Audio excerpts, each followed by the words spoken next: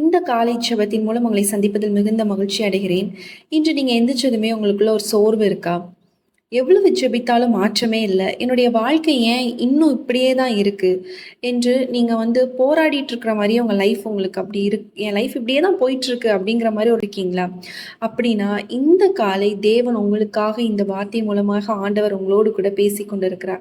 நீங்க உடைஞ்சு போயிருக்கலாம், தோற்று போயிருக்கலாம். ஆனா, நீங்க இன்னும் தேவனுடைய கரத்துல வைக்கப்பட்டிருக்கக்கூடிய பாத்திரம் தான். சில சூழ்நிலைகள் நம்மள பழக்குவிக்கும், நம்மள கற்றுக் கொடுக்கும்.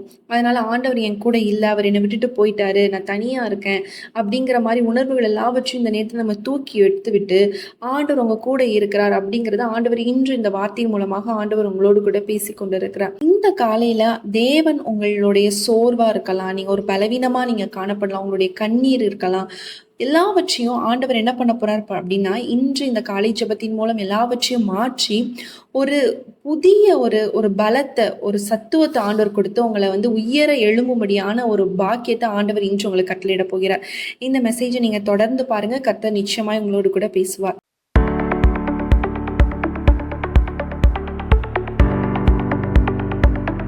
நம்ம ஒரு வசனம் வாசிக்கலாம். ஏசாயா 40ஆம் அதிகாரம் 31ஆம் வசனத்துல சொல்லப்பட்டிருக்கு, கர்த்தருக்கு காத்திருக்கிறவர்களோ புதுபலன் அடைந்து கழுகுகளைப் போல செட்டைகளை அடித்து எழும்புவார்கள், அவர்கள் ஓடினாலும் இளைப்படையார்கள், நடந்தாலும் சோர்ந்து போகார்கள் அப்படின்னு சொல்லி நம்ம பாக்குறோம்.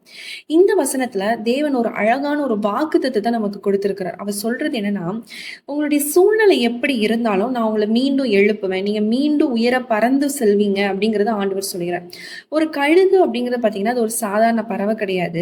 அது எந்த ஒரு சூழலை பார்த்து பயப்படாது. புயல் காற்றையே பயன்படுத்தி இன்னும் உயரமா பறக்கக்கூடிய ஒரு சக்தி வாய்ந்த ஒரு பறவை தான் கழுகு. அதே மாதிரி இன்று உங்களுடைய வாழ்க்கையில சில புயல்கள் காணப்படலாம். குடும்ப பிரச்சனையாக இருக்கலாம், கடன் சுமையாக இருக்கலாம், மன அழுத்தமாக இருக்கலாம், ஜெபத்திற்கு இன்னும் பதில் வராத ஒரு நிலையில கூட நீங்க காணப்படலாம். ஆனா நம்மளுடைய ஆண்டவராக இயேசு கிறிஸ்து இன்று உங்களை பார்த்துதான் சொல்றாரு, இந்த பிரச்சனை உன்னை கீழே தள்ளாது, இன்னும் நீ என்ன பண்ணுவ அப்படின்னா உயர உயர நீ பறப்ப. இந்த சூழ்நிலைகளை பார்த்து நீ அசந்து போகாம, சோர்ந்து போகாம, இன்னும் நீ உயர்ந்து பறக்கக்கூடிய ஒரு நிலைக்கு நான் உன்னை கொண்டு வருவேன் அப்படிங்கிறத ஆண்டவர் சொல்றார். சில நேரத்துல நம்மளே நினைப்போம், நான் ரொம்ப களைச்சிட்டேன், நான் ரொம்ப சோர்ந்து போயிட்டேன். ஆண்டவர் உங்களை பார்த்துதான் சொல்றார், நீங்க களைச்சாலும் சோர்ந்து போனாலும் நீங்க என்ன பண்ணல அப்படின்னா, நீங்க இன்னும் கீழே விழல, நான் உன்னை தாங்குவேன் அப்படிங்கறத ஆண்டவர் என்ன பண்றாரு அப்படின்னா இந்த காலை ஜெபத்தின் மூலம் உங்களோடு கூட பேசி கொண்டு இருக்கிறார். இந்த வசனத்துல ஒரு முக்கியமான வார்த்தை, என்ன வார்த்தை தெரியுமா? கர்த்தருக்கு காத்திருக்கிறவர்கள் அப்படின்னு சொல்லி இங்க சொல்லப்பட்டிருக்கு. அதாவது உடனே பதில் வரவில்லை என்றாலும் நம்பிக்கையோடு நீங்க அவருடைய சமூகத்துல நீங்க காத்திருக்கிற ஒரு பிள்ளைகளாக நீங்க காணப்படுறீங்க. சில ஆசீர்வாதங்கள் உடனே வராது, அது சரியான நேரத்துல தேவன் தான் கட்டளையிடுவார். அப்போ அந்த ஆசீர்வாதத்திற்காக நம்ம காத்திருக்கும் பொழுது, அதாவது கழுகு பறக்கும் போது என்ன பண்ணாதுன்னு அவசரப்படாது. அது அந்த காற்று, அந்த அந்த என்ன சொல்றது, அந்த அட்மாஸ்பியர் பார்த்து அதுக்கேற்ற மாதிரி அதோட ஸ்பீட்னஸ் அந்த மாதிரி கூடும் அப்படின்னு சொல்லி சொல்லுவாங்க. ஸோ அதே மாதிரி தேவன் உங்களுடைய வாழ்க்கையில சரியான நேரத்தை என்ன பண்ணிட்டு இருக்காரு அப்படின்னா தயார் பண்ணி கொண்டு இருக்கிறார். இந்த காலையில நீங்க ஒரு விஷயத்த நீங்க விசுவாசிக்கணும். உங்க வாழ்க்கை என்ன ஆகலைன்னா இதோட முடியல. உங்களுடைய கனவுகள், நீங்க நிறைய ட்ரீம்ஸ் கண்டிருக்கலாம். நான் இப்படி நான் உயரணும், ஆண்டவர் என்னை இப்படி உயர்த்தி வச்சானா நான் இந்த மாதிரி விஷயங்கள்லாம் பண்ணணும், அது மாதிரி நிறைய கனவுகள் உங்களுடைய லைஃப்ல காணப்படலாம். ஆண்டவர் உங்களை விட்டு போயிட்டாரு, எனக்கு ஒரு வாழ்க்கையில அவ்வளவுதான், கிரியை செய்ய மாட்டான்னு நினைக்காதீங்க.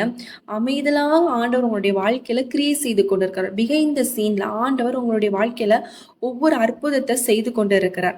அந்த அற்புதம் என்னன்னா, இன்று என்ன பண்ணுவார் அப்படின்னா தேவன் உங்களுக்கு ஒரு புதிய பலத்தை கொடுக்க போறார். அவர் செய்கிறார் அப்படிங்கறத ஆண்டவர் இன்று உங்களுக்கு சொல்றாரு. பாத்தீங்களா?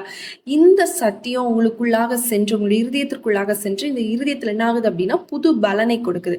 ஏன்னா காத்திருந்து காத்திருந்து என்ன பண்ணிடுவோம், சோர்ந்து போயிடுவோம். ஆனா அதனாலதான் சொல்றேன், நீங்க காத்திருந்து சோர்ந்து போயிட்டீங்க. நீங்க குறிப்பா ஒரு சில ஆசீர்வாதத்துக்காக நீங்க ஜெபித்து கொண்டு இருக்கலாம், ஆனா நீங்க சோர்ந்து போயிருவீங்க. அதனாலதான் ஆண்டவர் சொல்றாரு, காத்திருந்து ஜெபித்து கொண்டிருக்கிற மகளே மகனே, நீ புது பலன் அடையணும். புது பலன் அடைந்து செட்டைகள் அடித்து நீ என்ன பண்ணும், திரும்ப எழும்பணும். நீ ஓடினாலும் இழப்படைய மாட்ட, நடந்தாலும் என்ன பண்ண மாட்ட, சோர்ந்து போக மாட்ட அப்படிங்கிறத நம்ம பாக்குறோம். ஒரு கழுகு என்ன அப்படி, கழுகு பத்தி இன்னும் டீட்டெயிலா பார்க்கணும்னா, அதோட பழைய இறகுகள்லாம் என்னன்னா அது ஷெட் ஆகி விழுந்ததுக்கு அப்புறம் புதிய இது வர்றது வரைக்கும் வெயிட் பண்ணும். அது முளைச்சு வர வரைக்கும் வெயிட் பண்ணி, அதுக்கப்புறம் என்ன பண்ணும் அப்படின்னா, அது திரும்பி அதோட லைஃப்ப ஸ்டார்ட் பண்ணும்.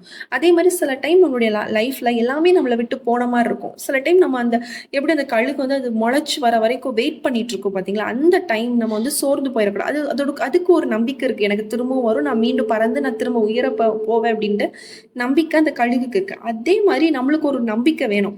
ஆண்டவர் இப்ப என் வாழ்க்கையில கிரியை செய்யனாலும் ஏதோ ஒரு நல்லது என்னுடைய வாழ்க்கையில செஞ்சுட்டு இருக்காரு. நான் அதை அனுபவிக்க போறேன் அப்படிங்கிற விசுவாசத்தோடு நீங்க காத்திருந்தீங்க அப்படின்னா, கழுகுகளைப் போல சட்டைகள் அடித்து நீங்க என்ன பண்ணுவீங்க அப்படின்னா பறப்பீர்கள் அப்படிங்கிறத ஆண்டவர் இன்று உங்களுக்கு ஒரு வாக்குத்தத்தமாக இந்த வார்த்தையை கொடுக்கிறார்.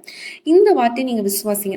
இந்த வார்த்தை என்னுடைய வாழ்க்கையில மாறட்டும். நான் ரொம்ப சோர்வா இருக்கேன்னா ஆண்டவர் இன்று உங்களுக்கு பலத்தை கொடுக்க போகிறார். இன்று ஆண்டவர் நீங்க உயர பறக்கும்படியான ஒரு கிருபையை ஆண்டவர் உங்களுடைய வாழ்க்கையில கட்டளையிட போகிறார்.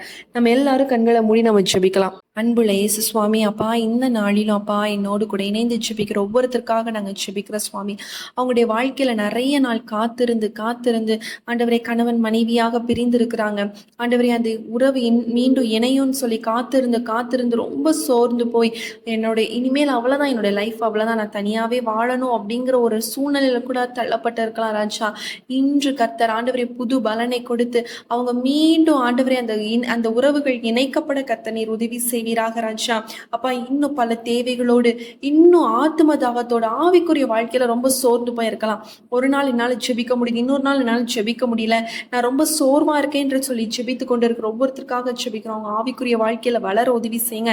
இன்னும் ஜெபத்துல வளர உதவி செய்யுங்க. தேவனுடைய தொடுதல் அவங்களுக்குள்ளாக காணப்படட்டும். அப்பா நீங்க அவங்களை வழிநடத்தி செல்வீராக. எல்லா ஆண்டவரே சத்துருவின் கிரியைகளுக்கு கர்த்தர் விலக்கி காத்துக் கொள்வீராக. அப்பா அவங்க எழும்ப விடாதபடி அவங்களை முடக்கி வைத்துக் கொண்டிருக்கிற எல்லா கிரியைகளும் முற்றிலுமாக அழிக்கப்படட்டும் ராஜா. ஒரு புது பலன், ஒரு புது கிருபை அவங்களுக்குள்ளாக இறங்கி இந்த நாள்ல இருந்து கர்த்தாவே அவங்க கழுகுகளை போல செட்டைகள் அடித்து பறக்க கர்த்தர் நீர் உதவி செய்வீராக. அப்பா அவங்களுடைய கரத்துல ஒப்பு கொடுத்து ஜெபிக்கிறப்பா ஆண்டவரே இந்த காலை பொழுதுல இருந்து அவங்களுடைய வாழ்க்கையில ஒரு மாற்றம் ஆண்டவரே, ஒரு புது பலன் இறங்கி ஆண்டவரே நீர் கிரியை செய்யறதை அவங்க கண்டுகொள்ள கர்த்தர் நீர் உதவி செய்யுங்க ராஜா. நீங்க அப்படியாக ஒவ்வொருத்தருடைய வாழ்க்கையில நீர் அற்புதம் செய்கிறதற்காக எனக்கு ஸ்தோத்திரம், விடுதலை கொடுக்கிறதற்காக எனக்கு ஸ்தோத்திரம். நீங்க வழி நடத்தி சொல்லுங்க. இந்த நாள் முழுதும் உடைய பிரசனம் உடைய கிருபை தாங்கி வழி நடத்தி செல்லட்டும். தாழ்த்தி ஒப்பு கொடுக்கிறோம் இயேசுவின் நாமத்தில் ஜெபிக்கிற நல்ல பிதாவே, ஆமேன். இந்த நாளிலும் ஆண்டவர் வந்து உங்களுக்கு ஒரு புது பலனை கொடுத்துருக்குறாங்க. நீங்க சோர்ந்து போகக்கூடாது, புது பலனை கொடுத்துருக்கிறார். நீங்க அந்த பலத்தோடு ஓடுங்க. நிச்சயமா ஆண்டவர் உங்களுடைய வாழ்க்கையில ஒரு பெரிய அற்புதத்தை செய்வார். இந்த வீடியோ உங்களுக்கு ரொம்ப யூஸ்ஃபுல்லா இருந்திருக்கும் என்று சொல்லி நாங்கள் கர்த்தருக்குள் விசுவாசிக்கிறோம். உங்களுக்கு ஜெப குறிப்புகள் இருக்கும் அப்படின்னா ஸ்கிரீன்ல தெரியக்கூடிய வாட்ஸ்அப் நம்பருக்கு நீங்க மெசேஜ் பண்ணுங்க, நான் வாய்ஸ் நோட் பண்ணுங்க. கண்டிப்பா நாங்கள் உங்களுக்காக ஜெபிக்கிறோம். மீண்டும் உங்களை அடுத்த ஒரு வீடியோல சந்திக்கிறோம். கர்த்தர் உங்களை ஆசீர்வதிப்பாராக. ஆமேன்.